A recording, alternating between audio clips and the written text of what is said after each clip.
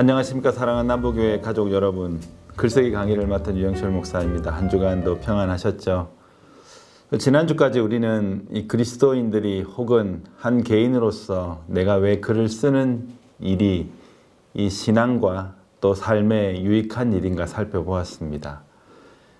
여러분, 우리가 글을 쓴다는 것은 나의 영성을 훈련하고 또 상처 입은 나의 내면을 치유하는 효과가 있는 것입니다. 더불어서 이 글쓰기를 통해 인생과 또 어떤 우리 주변에 일어나는 사건에 대해서 깊이 사고하는 능력을 키울 수 있게 됩니다. 하나님께서 우리에게 이 말과 글로 된 이 복음을 주심으로 원수되었던 관계를 회복시켜 주신 것, 그것처럼 이 그리스도인의 글쓰기 또한 우리 안에 있는 이 복음의 은혜와 또 통찰력을 이 다른 이들에게 전하고 함께 누리게 함으로 하늘과 땅과 사람 사이에 막혔던 이 관계들을 해소할 수 있게 하는 것이 바로 이 그리스도인들의 글쓰기가 되는 것입니다. 마지막으로 이 그리스도인들의 글쓰기는 이 복음이 가져오는 변혁을 이 글로서 세상에 전파하는 이 복음 전파와 또 그것을 통한 이 새 창조, 곧 말씀으로 새로운 세계를 창조하시는 이 하나님의 사역에 동력하는 이 능력을 가지고 있는 것입니다. 결국 여러분, 이 그리스도인의 글쓰기는 나를 새롭게 하고 또한 그렇게 새롭게 된 내가 다시 세상을 이롭게 하고 새롭게 하는, 그래서 하나님의 질서를 부여하시는 그 하나님의 사역에 함께 하게 하는 좋은 도구가 되는 것입니다. 모쪼록 이 좋은 글들을 많이 쓰시고 창작하셔서 인생의 여유로움을 누리실 뿐만 아니라 이 세상의 빛과 소금으로서의 역할도 잘 감당하시는 우리 남북의 성도님들이 다 되었으면 좋겠습니다. 아이고, 유 목사 이야기를 좀 듣고 나니까 그래, 이제부터라도 이 글을 좀 내가 써봐야겠다. 그런데 도대체 어떻게 글을 써야 하는지에 좀 답답해 하시거나 궁금해 하실 분들이 많으실 것 같습니다. 그래서 오늘은 그 중요하다는 글쓰기 어떻게 하면 되는지 함께 지혜들을 모아서 생각해 보려고 합니다. 지금 이 강의를 들으시는 이 자리에 있는 분들 중에 이 초등학교나 또 중고등학교 시절 이 문학 시간에 글쓰기 이후로 절필하셨거나 혹은 억지로 과제한다고 이 대학 다닐 때 제출한 리포터가 전부인 분들이 많이 계실 줄 압니다. 이후로 내가 다시 글을 쓰지 않으리 그 뜻을 꺾지 않고 이 다시는 내가 글 따위를 글적거리지 않겠다는 다짐을 하면서 이 세계 절필회에 가입하신 분들도 계실 줄 압니다. 유령단체죠. 그러나 생각보다 글쓰기는 인생에 주는 이익이 참으로 많은 것을 알게 되었으니 여러분, 이제부터라도 함께 글을 다시 쓰는 인생이 되었으면 좋겠다 하는 바람이 제 안에 있습니다.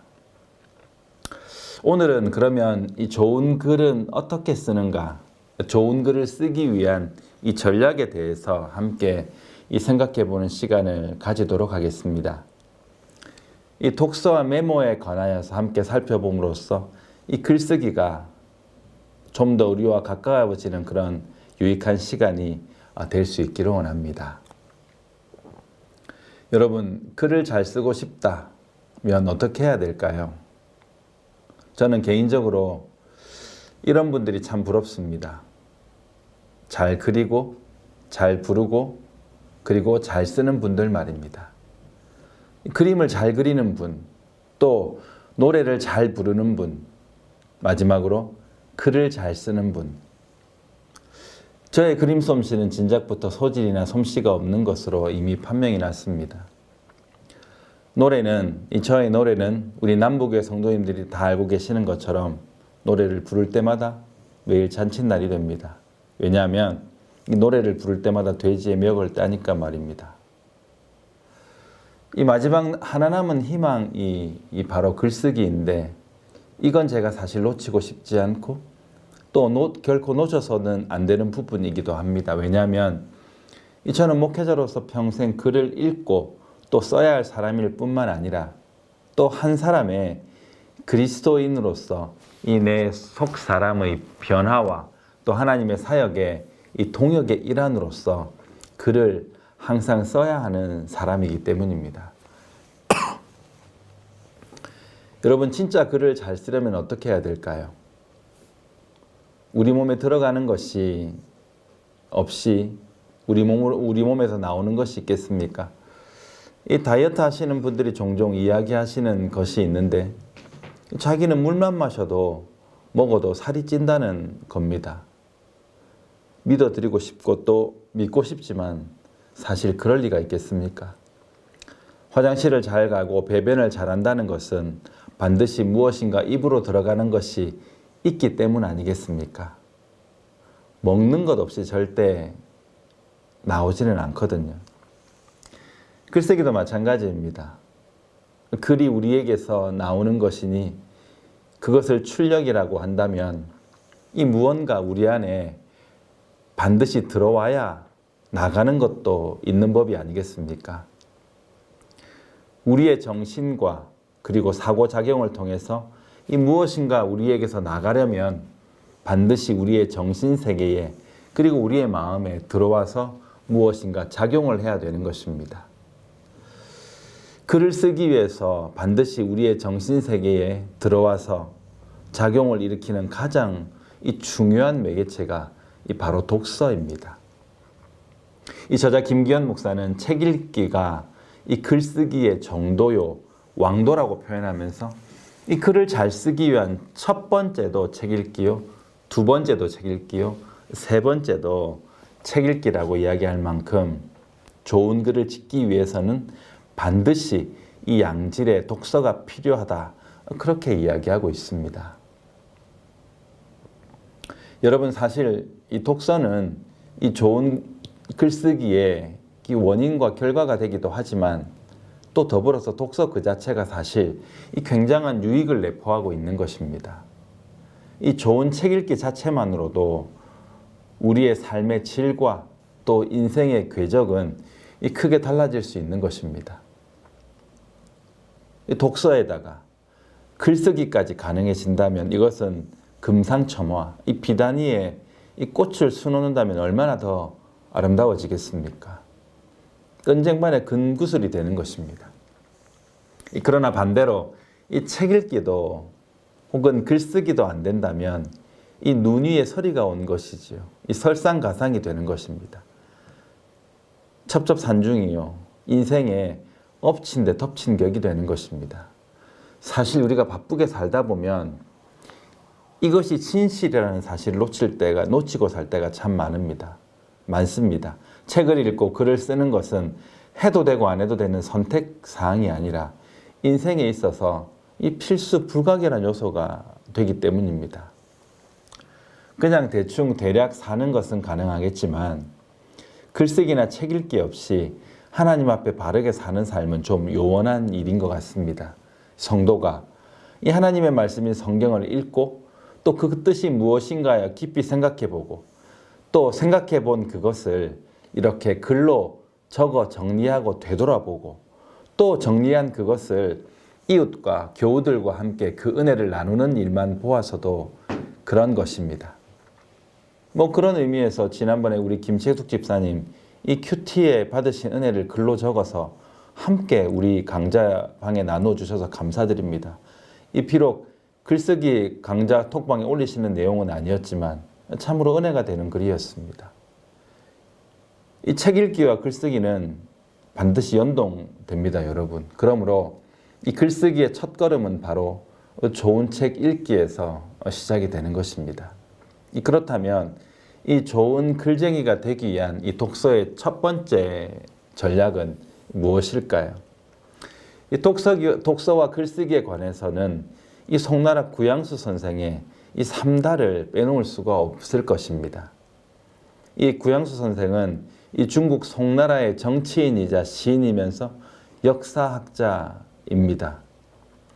그가 말하는 3다란 다독, 많이 읽는 것, 다상량, 많이 생각하는 것, 그리고 다작, 많이 쓴다, 이런 의미가 됩니다. 이것은 많이 읽다 보면 생각할 거리도 많아지고 생각을 많이 하다 보면 이 자연스레 쓸거리도 많아지게 된다는 이야기입니다. 여러분, 내 속이 텅 비어 있으면 이 밖으로 나올 것이 없어서 아무것도 쓸거리가 없거나 또 쓴다 하더라도 이 빈약하게 되는 것입니다. 반대로 읽고 또 읽다 보면 어느새 내 밖으로 분출될 때가 반드시 있다는 이야기입니다. 독서를 통해서 우리는 어휘가 풍성해지고 또 좋은 문장을 쓰게 되며 이 생각도 한없이 깊어지게 되는 것입니다.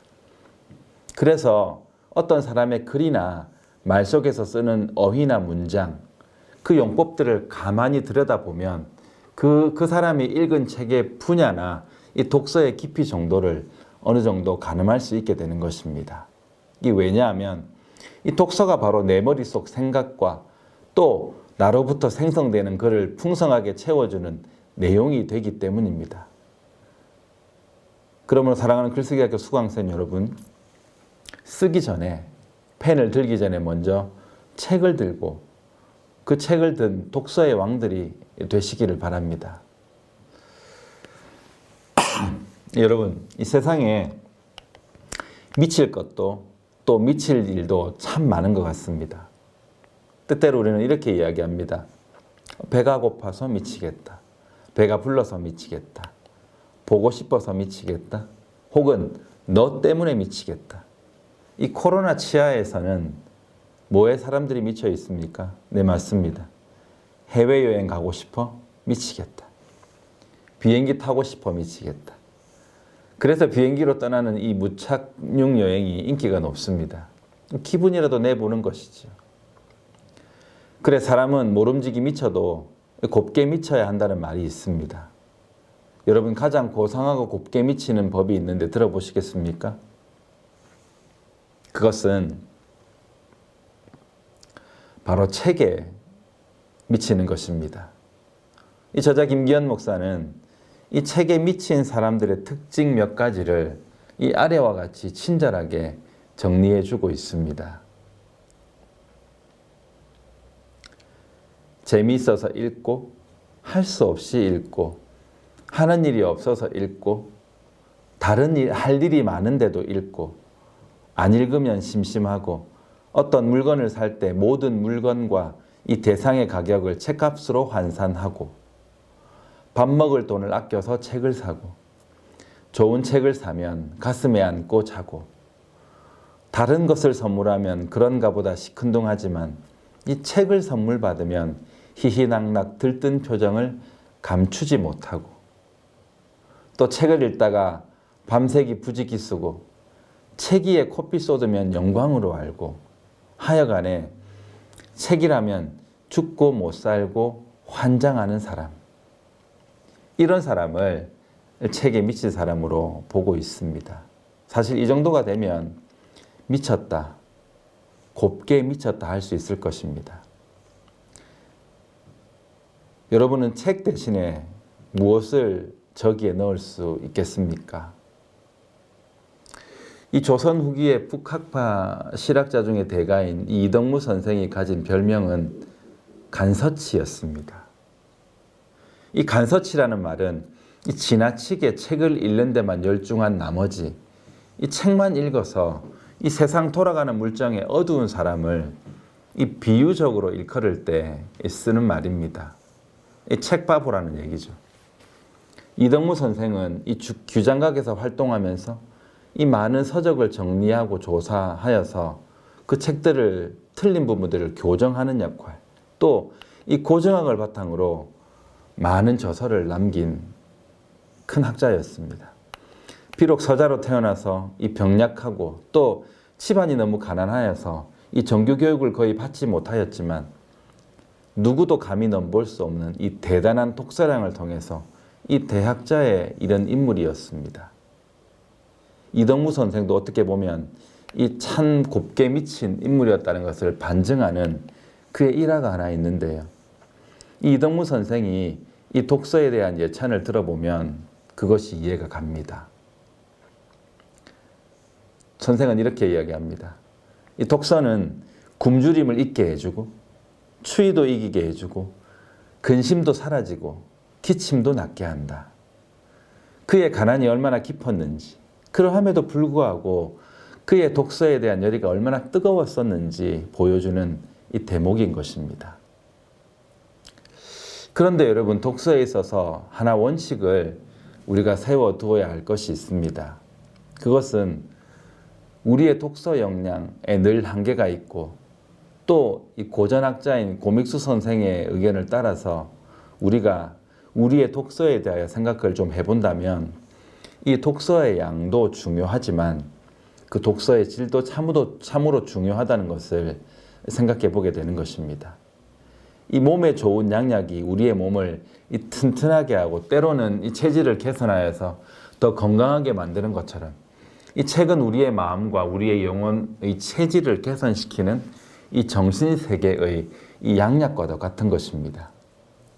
그래서 몸을 위해서 좋은 것을 가려가면서 먹듯이 우리의 정신을 위해서도 이 좋은 것을 가려 먹어야 하는 것입니다.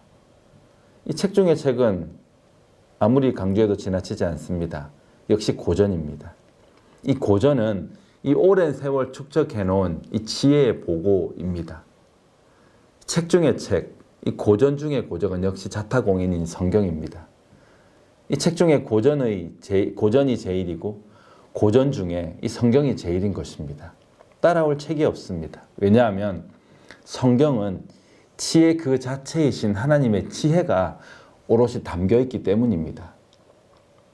어떤 책보다도 우선하여 성경을 읽는 것은 이 독서에 있어서 가장 지혜로운 길이며 지혜를 얻는 가장 빠른 길이 되는 것입니다. 정리를 한번 해보겠습니다. 여러분, 좋은 글을 쓰기 위한 이 독서의 첫 번째 전략은 무엇이라고 하였습니까? 독서입니다. 이 최고의 고전인 성경을 최우선으로 읽으십시오. 그 다음으로는 인문 고전을 읽으면 됩니다. 다독하되 한 권을 깊이 여러 번 읽고 또 한 분야의 책을 2권 이상 읽고, 그래도 아직 책에 굶주린다면 이제 남은 아무 책이나 닥치는 대로 많이 읽을 것을 권해드립니다. 그러고도 우리의 고백이 이러하였으면 좋겠습니다. 나는 아직 책이 고프다. 이 두 번째 독서의 전략은 이 책을 읽을 때 깊고 넓게 읽어야 하는 것입니다. 이 독서에 있어서 깊고 넓게 읽는다는 것은 생각하면서 책을 읽는다는 뜻이 될 것입니다. 이를 구양수 선생은 다상량이라고 하였고, 이 애들러는 이것을 적극적 독서라고 이름하였습니다. 애들러가 이렇게 말합니다. 생각 좀 하면서 독서를 합시다. 이 애들러에 져서 이 생각을 넓혀주는 독서법에서 이 그의 독서의 4가지 단계를 우리는 다음과 같이 밝혀놓는 것을 보게 됩니다. 첫 번째, 이 애들러의 첫 번째 독서법은 이 초급 독서입니다. 초급 독서는 이 문장의 의미가 무엇인지 아는 이 기초 수준의 단계를 의미합니다. 여기에는 이 책의 제목과 표지, 이 목차와 색인 정도를 훑어보는 정도에서부터 시작되는 독서를 이야기합니다. 이 두 번째 점검 독서는 이 제 수준으로 살펴보기에는 말 그대로 쭉 읽어 내려가는 것을 의미합니다. 읽으면서 이 주제나 저자가 주장하는 것들의 요 논점, 또 독자의 논점, 또 저자가 전달하는 정보의 의미를 찾아내는 이 메모와 질문을 병행하면서 읽는 것을 이야기합니다. 이 세 번째 수준의 분석 독서는 이 수많은 책들 속에 지금의 책의 정보들을 분석하며 책을 분류할 수 있는 수준으로 읽는 것을 이야기합니다. 이 책을 분류하는 작업이 왜 중요하냐 하면 이 책의 분류와 주제에 따라 이 독서법이 달라지기 때문입니다. 그 책의 키워드, 주요 명제를 파악하는 것, 또 이 책에 대한 구조를 파악하고 저자가 풀고자 하는 문제가 무엇이며 그 문제를 어떻게 풀었느냐, 혹은 또 풀지 못한 것은 무엇인지 파악하면서 이 철저하게 내 것으로 만드는 작업이 바로 이 분석 독서인 것입니다. 그리고 네 번째로 이 종합 독서의 단계로 넘어갈 수 있게 됩니다. 이것은 이 책을 완전히 파악하고 해석한 후에 이 비평할 수 있는 단계의 독서입니다. 이 바람직한 근거를 제시하고 또 저자가 잘 알지 못하는 부분, 저자가 잘못 알고 있는 부분, 혹은 이 저자가 논리적이지 못한 부분, 저자가 분석한 내용이나 이 설명이 불완전한 부분을 다 분석하고 또 읽는 정도의 수준을, 그것을 읽어내는 정도의 수준을 이야기하는 것입니다. 이렇게 이 독서의 네 단계를 거치게 되면서 인간은 비로소 책을 통해, 그리고 책과 함께 혹은 책을 넘어서서 스스로 사고하는 법을 깨우치게 되는 것입니다. 그래서 구양수 선생의 이야기처럼 이 다상량하는 방법은 바로 애들러가 제시해준 이 네 단계의 독서법을 거치면서 이 차츰 책과 씨름하며 결국 책을 분석하고 이 질문과 비평을 통해 이 종합적인 사고와 이 대안까지 제시할 수 있는 경지에 이른다면 우리는 이미 글을 쓰기 위한 작가로서 이 준비가 되었다고 볼 수 있는 것입니다. 세 번째로, 이 좋은 글을 쓰기 위한 독서의 전략은 메모하면서 읽으라는 것입니다. 눈으로 책을 그냥 읽어 내려가는 독서에서 그치지 않고 읽으면서 함께 쓰고 이 자신의 생각을 기록하라는 것입니다.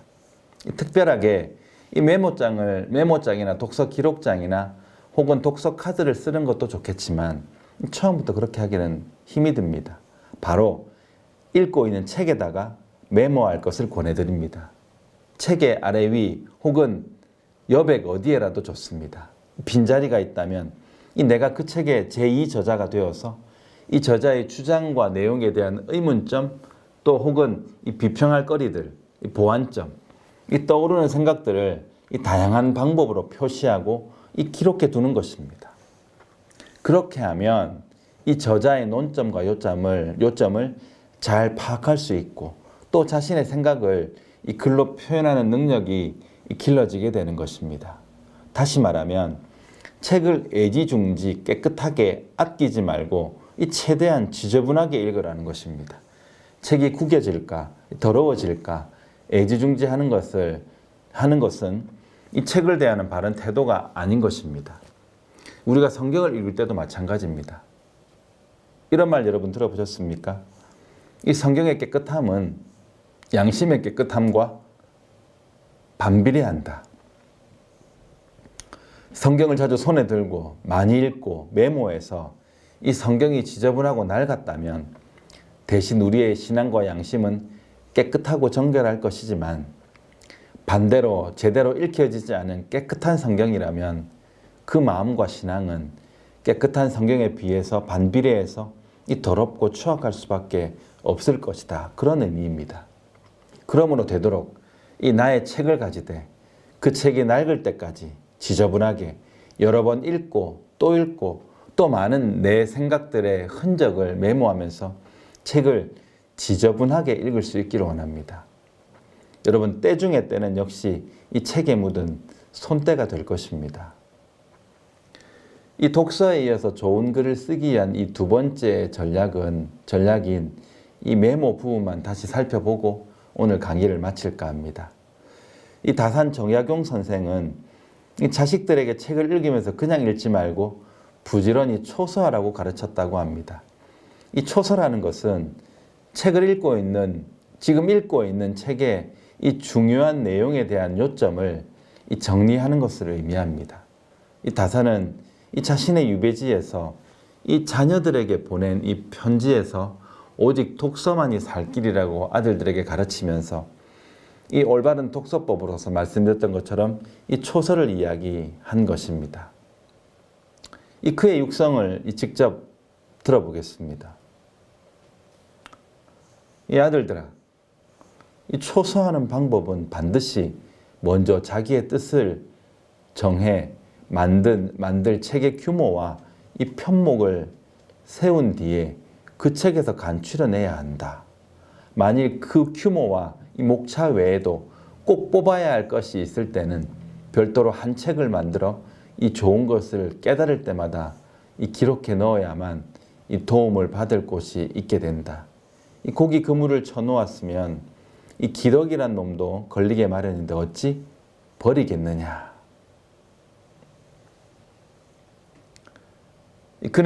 그네들이 책을 읽을 수 있다는 것이 아니라 뜻도 의미도 모르면서 그냥 책만 읽는다고 해서 독서를 한다고 할 수 없기 때문이다. 이렇게 다사는 그의 유배지에서 아들들에게 쓴 편지에서 이 한 권의 책을 읽더라도 학문의 보탬이 될 만한 것들을 모으고 또 정리하되 거기에 이 자신의 생각을 메모하는 방식을 이야기한 것입니다. 죄송합니다. 아니 목사님, 이 독서도 어려운데 왜 메모까지 해야 되는 것입니까? 첫 번째는 우리 기억력의 한계 때문입니다. 아무리 좋은 자료나 또 내용도 시간이 지나면 이 기억에서 상당 부분 잊혀지고 또 사라지게 마련인 것입니다. 그러므로 기억을 잊지 말고 이 손으로 메모하여 새겨두는 것이 이 중요한 것입니다. 이 두 번째는 이 메모가 이 독서의 효율을 이 증대시켜 주기 때문입니다. 메모를 하면서 이 생각을 정리하고 또 자기 생각을 기록하다 보면 이 자연스레 책과 대화를 하게 되고 그것은 참으로 독서의 참된 재미를 맛보게 해주는 것이 되기 때문입니다. 세 번째는 이 글쓰기의 시간을 절약할 수 있습니다.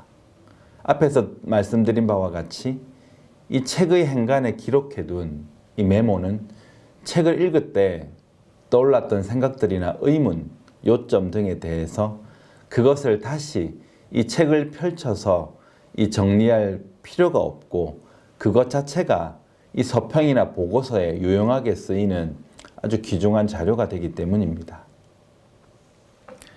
네 번째, 우리가 독서를 하면서 메모를 해야 하는 이유는 이 메모 자체가 훌륭한 글쓰기 연습이 되기 때문입니다.